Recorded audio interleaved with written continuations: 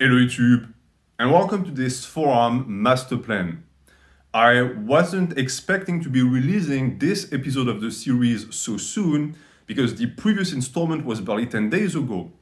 But because you guys were so enthusiastic about growing your forearms, I decided that there was really no point in making you guys wait, and so I started working on this new edition as soon as possible. And I think the reason why you guys were so excited about the prospect of this master plan and why I am as well is because forearms are one of these muscle groups that everyone wants to grow, but no one really seems to manage. And there are many men who have tremendous physiques, but they have no forearm development whatsoever.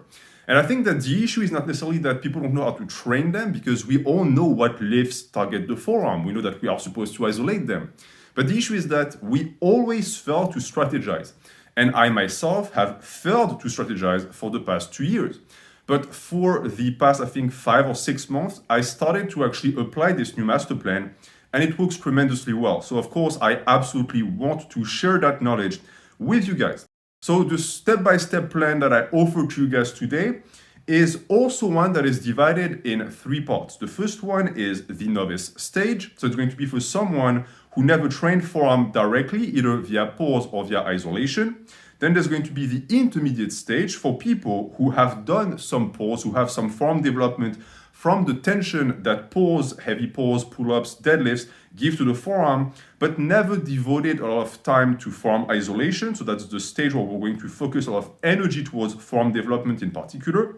And then there's the advanced stage that's going to be for people who should be doing forearm isolation almost every training day because they have gotten their forearm to a point of stamina where it's really the only way for them to grow.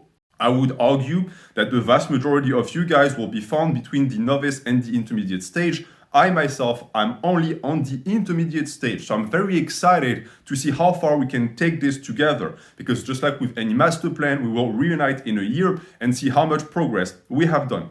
And the more you listen to this video, the more you will realize that for this master plan in particular, to go from the novice to the intermediate stage, for example, you are going to have to achieve a certain milestone. And in the case of forearm, the milestone is not going to be weight on the bar. It's going to be instead focusing on your stamina, your ability to accumulate volume, but most importantly, how often you can train forearms, how many days a week you can handle. And the reason why I want us to develop this characteristic in particular is because I've noticed that all natural lifters with big forearms all share that same trait, meaning that they have tremendous stamina in their forearm, which has allowed them to train it a ton and also for a long time. You'll often notice that lifters who are in their 30s or 40s have their best forearms, and it's because they have had the most time to train it. So this is also to, in a sense, influence you guys in the right direction and to make you understand that this is going to be a game of patience, because some of these stages, I'm thinking about the intermediate one in particular, can take years, and that is a good thing because the forearms are a very stubborn muscle. Does it mean that they cannot grow? No. But keep in mind that it's probably the muscle that you use the most often in everyday life because you use its function the most, which is to grab onto things and to move them around. It's the same with the calves. It's why these muscles tend to grow very slowly and why many people are frustrated with our development. Today, we're going to strategize to reduce the frustration, but that is going to take patience on your part because growing your forearms is going to take some time. I will not be sharing any forearm movements in particular in that video because I have a forearm exercises tier list planned for the next month. But if you are out of ideas, please check out the description because I've already made a forearm tutorial video for you guys where I share my favorite lifts. But before we get to the steps proper, I have a few very important things that I want to share with you guys and that I would like you to keep in mind to get your mindset right before we start the plan. Because if you approach the plan with a polluted mindset regarding forearm development, regardless of how good a strategy is, you will not get the benefits that you're supposed to get. So I want you guys to revamp the way you think about forearms. I'm certain that you have heard influencers tell you that forearms are all genetics, that if you have bad insertions, you're never going to have big forearms, that if you have small wrists, you're always going to have small arms and small forearms. All of these things are black pills, and black pills are useless. They are just stopping your progression. And ultimately, these lies that you've started to believe in are the reason why your forearms are not growing. I'm personally the living proof of that. I have very small wrists. I think they're like 6 inches in circumference. I've always had very skinny forearms, and it never stopped me from growing. And the reason why I think it's so important that you push all of that idiocy away is because you will never stick to forearm training if you believe it does nothing.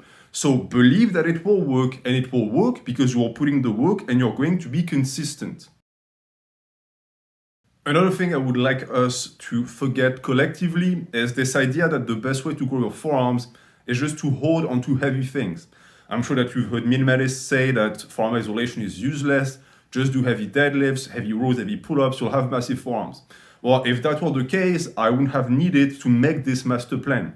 And you would not need to listen to me right now. We would all have massive forearms. But the reality is that the majority of lifters have small forearms, and yet we all do our heavy pulls. So what gives? Well, what gives is that there are a few individuals who are very gifted, who can just hold on to heavy things and they grow, but the majority of the lifting population cannot actually get results that way. And when trying to take advice from people, I always advise to not take advice from outliers because everything works for outliers and freaks.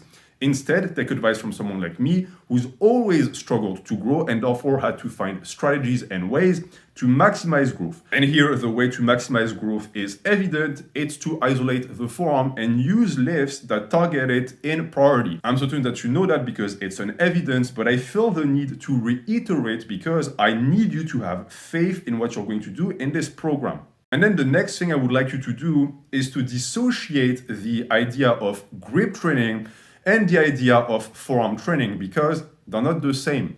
The two are going to grow side by side, but you can prioritize one and get most of that one, while the other one is just going to grow concurrently. Meaning that if you want to get a very strong grip, this is not the plan for you. This is going to focus on forearm growth.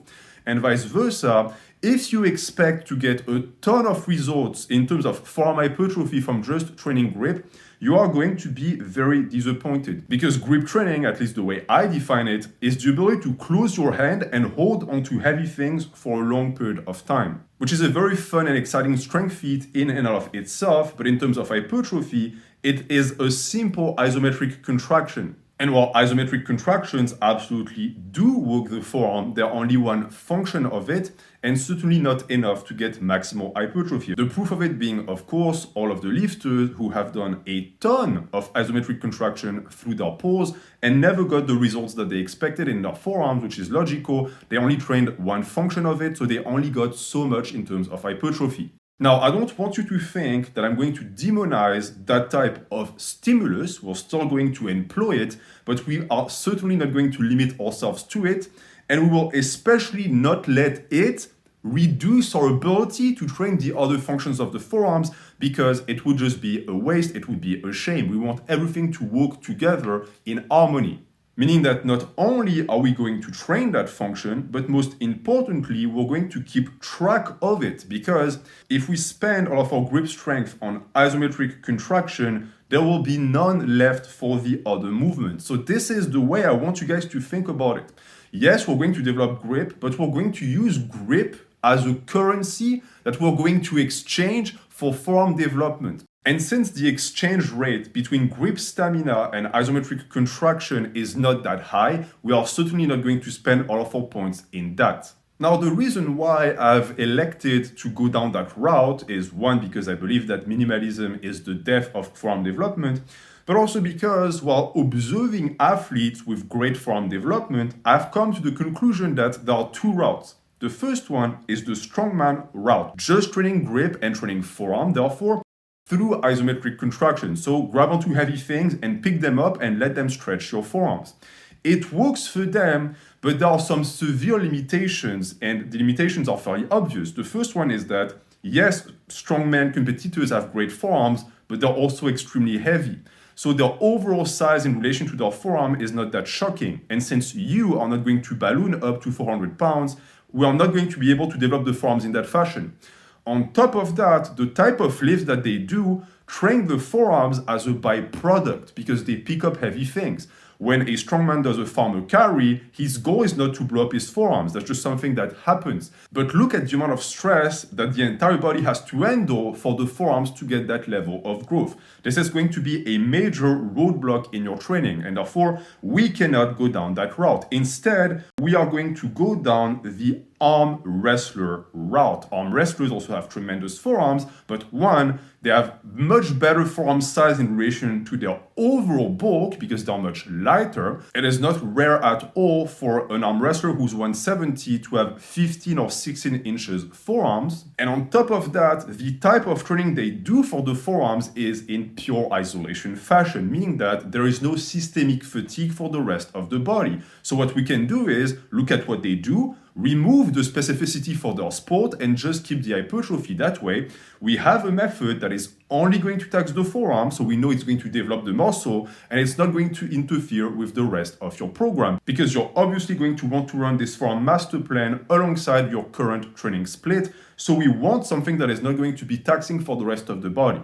This means that, as announced earlier, we will, yes, use some isometric contraction, but we will also focus on training the functions of flexion, extension, pronation, and supination, which are involving movements of the wrist, as well as elbow flexions that are going to involve the full range of forearm muscles. Most of these functions of the wrist and the elbow grow most of the musculature of the forearms anyway, so don't fall for the trap of trying to do too much at once, because this is just going to result in you crashing and burning, and this is not the point. The point instead is to gradually amp up the amount of forearm training you're going to be doing as the steps progress, which also means that you don't have to follow the steps like gospel. The essential aspect of this master plan is that you train your forearms. As long as you do it and you more or less follow the instruction I'm going to give you, you will grow.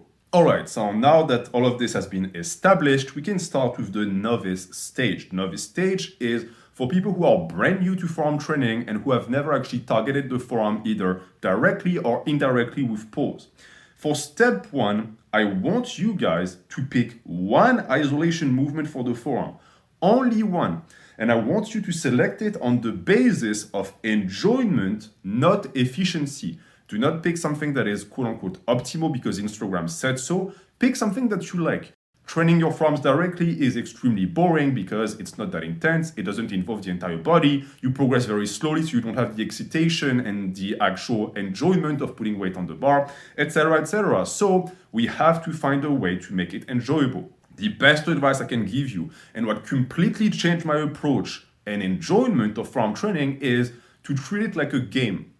When you play a game, you're not going to pick a toy that you don't like. You're not going to pick a game that you don't like. You're going to pick something that you like. Since you're going to be playing, pick a toy that you're going to enjoy playing with. Now, understand that at this stage, this is entirely optional, meaning that I believe that for most novices at the start of your training, you could do with zero isolation for the forearm and still see tremendous growth, because you're still at the stage where isometric contraction via pause is going to give you plenty of results. So if you decide, you could just skip it, because I'm going to be honest with you, this amount of work that I'm going to have you do at this stage is almost nothing.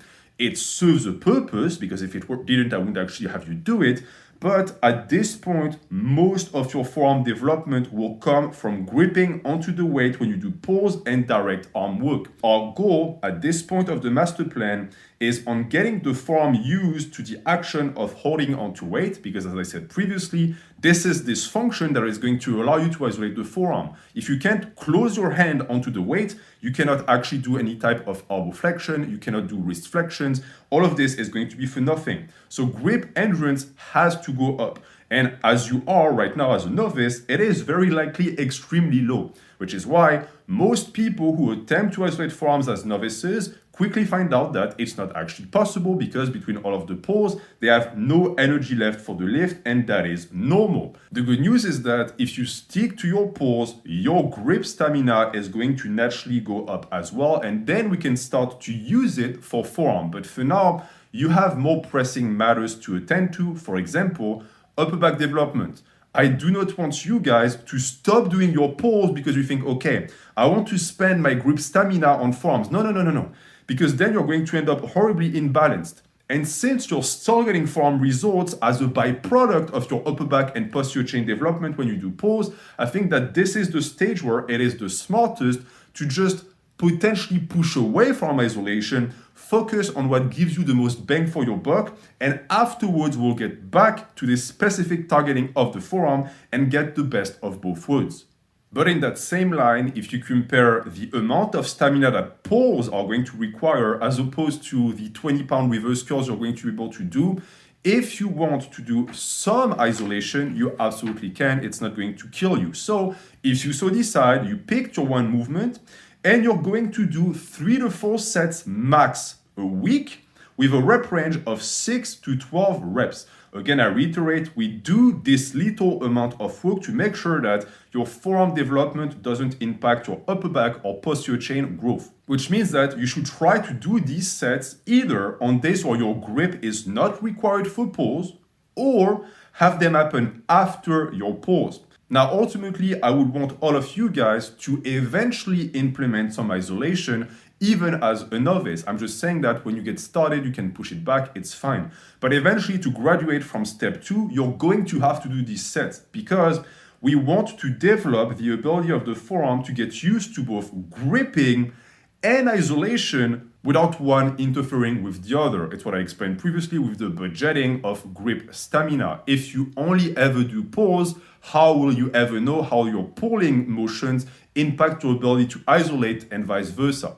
Now, as a side note, for those of you guys who are also running the arm master plan and have decided, for example, to do hammer curls as one of your bicep movement, I personally believe that this also counts as your forearm movement, in which case you would not need to add an isolation movement for the forearm at this stage of the master plan. Now, in terms of overall rep ranges, I told you guys to do 6 to 12 reps for that one isolation movement. Overall, for every single forearm movement you do, I recommend never going lower than 6 and never going higher than 15. The logic for this rep range is as follows. If you go lower than 6, there is a very high chance you're going to select a weight that is going to become challenging for your grip, meaning that you're going to struggle to hold on to it, which is going to reduce the recruitment of the forearm. And if you go higher than 15, the opposite is going to happen. It's going to be very easy to hold on to, which is great, but it is also going to create a pump faster because you're going to move also faster. And this is actually not a good thing. I know that the pump in the collective imagination of bodybuilders is very important. I personally disagree. I'm not here to argue about that today. I would just like to point out that in many sports, having a pump is seen as a bad thing, especially in sports where grip and forearm recruitment is important. Example, look at people who rock climb. You will see that when they get a pump, they stop and they shake their forearms to get rid of the pump because it reduces their ability to recruit the muscles of the forearm. We are the exact same. So to get rid of that problem entirely, just never go higher than 15 and it should take care of that. I would also like you guys to take your sets to failure. And by failure, I mean forearm failure and not grip failure.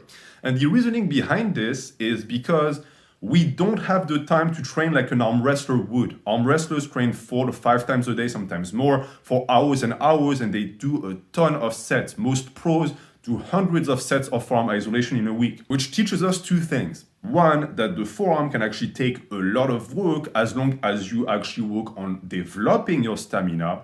And 2, that it actually might not be necessary to go to failure because if we observe again arm wrestlers or even welders don't go to failure. They don't pick up a heavy piece of metal and do 6 reps of wrist curls. But the difference between them and us is that we have other things to train. We have other muscles to develop. So if we can maximize the fatigue for the forearm by going to failure, we will, because you only have so much space and time in your program to do sets for forearm in particular. You will know that you graduated from the novice stage when you reach the point where your upper back development becomes limited by your grip strength or when grip stamina stops being an issue.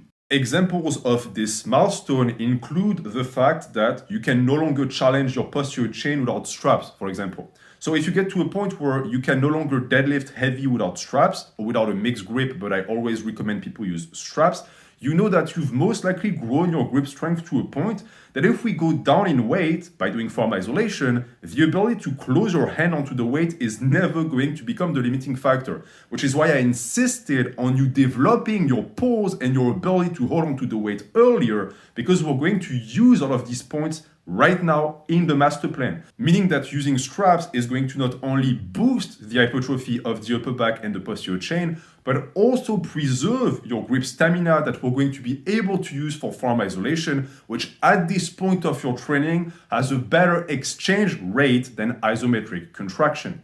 This does not mean, however, that every single lift that is not a forearm isolation now magically turns into one that you have to use straps for. I personally don't use straps for pull-ups or for dumbbell rows because I find that my grip is not the limiting factor. That is true for me, it might not be for you. The key to using straps and to not rob yourself of precious stimulus is to just look at the lift and ask yourself, is my grip the limiting factor? And is using straps going to allow me down the line to develop my forearms and train my forearms more effectively? If the answer is no, don't use straps. If the answer is yes, use straps. So step 3 of the intermediate stage starts by you picking 1 to 2 new forearm movements to add to your arsenal. Again, pick toys that you're going to enjoy playing with. And they can be either new wrist motions, so supination, pronation, or elbow flexions. All of this works, all of this develops the forearm. You can also, if you want, pick specific lifts that you're going to modify to challenge the forearms. So these would be pulls that you're going to tweak so that the forearm becomes the limiting factor and not other muscles. So fat grip pull-ups is a good example. Tower curls is good as well. Does this mean that these lifts now magically only train the forearm? Absolutely not. They also train the other muscles, but if you slap a pair of fat grips on a dumbbell and you start doing some hammer curls, you will find that you cannot lift as much weight. And what is going to fall first is going to be the forearm, which is exactly what we are seeking. Now, keep in mind that some of these variations still only provide an isometric stretch. So something like a tower pull-up or putting some fat grips on a dumbbell and doing dumbbell rows is still technically an isometric stretch, but it doesn't really matter. Because it is, for the most part, very fun, I've found, because it challenges you in a new way. And that is exactly the way we want to do it. It's cool, it's exciting, and it keeps you engaged. And I've also found that they're a great way to get more out of less weight. Instead of doing a double overhand deadlift, that is, yes, going to stretch the forearms via isometric contraction, it's always best to find a movement that is not going to tax your posterior chain as much and only really damage the forearm. It's the logic I explained at the start of the video. We always want to take the arm wrestler route and we want to avoid the strongman route as much as possible. So based on that logic, for step 4, you'll do 6 to 12 sets of forearm isolation a week, including the additional grip work I just described, because it still taxes your grip stamina. And because we want to invest our points very smartly, you are going to make sure that the isolation work, so the flexion, extension, pronation, supination, etc., always takes priority over the grip work, for the simple reason that if you cannot close your hand anymore, you cannot isolate the forearm. Meaning that you will only go to failure on isometric contraction if 1, you have no more forearm work for the day, or 2, you know for a fact that you do not impair your recovery later on if you decide to go to failure on isometric contraction. I have found that going to failure on forearm is much easier to recover from than going to failure on a lift, where the failure is when your hand opens because it's pried open by the weight. Apply this logic in your forearm training and you will find that your recovery is going to be on point. And then once you have cleared that step and you have become an expert at managing your grip stamina and at training your forearm day in and day out every single week, getting all of your sets in of isolation and of additional grip work, you are going to jump onto step 5, which is an addition to the intermediate stage, where at this point, nucleus overload becomes a good idea. I think that out of all the muscles available out there, nucleus overload makes the most sense for forearms. This video is long enough at this point. If you want to learn more about nucleus overload, please check the description. You can also start implementing some additional forearm work that is going to allow you to stay healthy down the line. So something I really like to do, because I'm personally at step 5, I'm not advanced yet, is to do dead hangs at the end of every lower session. Dead hangs are very good for the half of the spine and the shoulder, but they're also highly underrated for forearm development, because the limiting factor and the thing that is going to fall first on dead hangs is always your forearms. And I think that out of all of the ways to do isometric contraction for the forearm, the dead hang is the best. Don't always go to failure, because as I said, it can be very tough to recover from, but try to do them as often as possible. And I also recommend at this point that you start using hand elastics that you wrap around the fingers while you open your hand like this.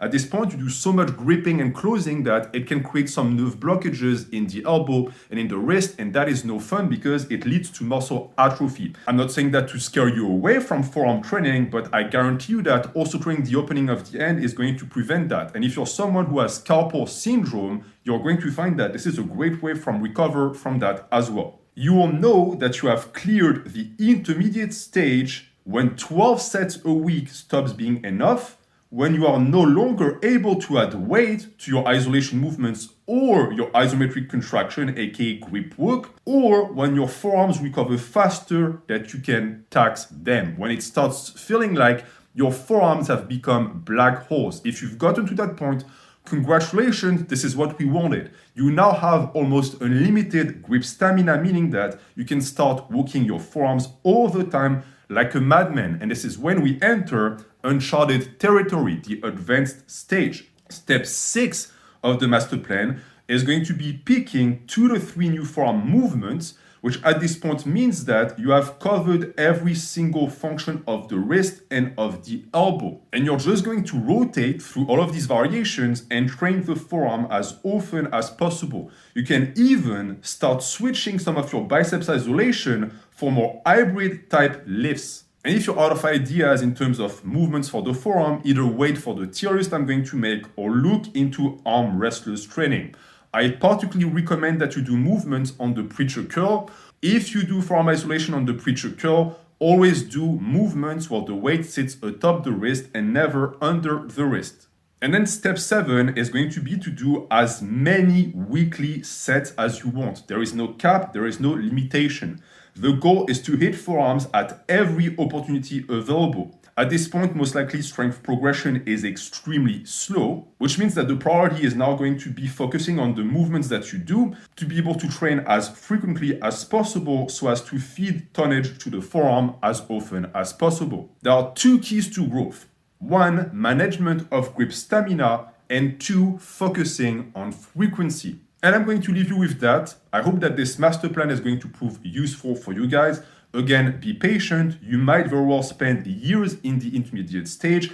It might even be possible that you never actually have to graduate from it, because all of the work you're going to have to do for step 3, 4, and 5 is going to be all you need to get massive forearms. And that's that for today. I will be back next Sunday for the shoulder tier list, so I will be seeing you very soon.